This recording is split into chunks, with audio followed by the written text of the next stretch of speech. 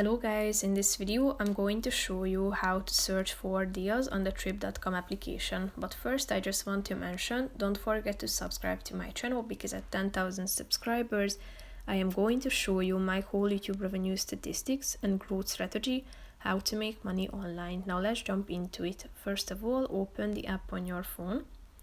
After that you should click on the deals button down below, which is the second option. Here you can narrow down your search in terms of hotels, tours tickets, hotels and flights. But as you scroll down you can see the offers and deals. All you have to do is clicking on it and you can check out what the offer includes. You can confirm your dates, you can see recommended rooms in the case of hotels. You can see the price for 2 adults in this case.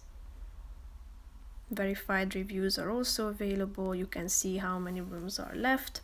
Highlights, health protected, service and amenities, surroundings.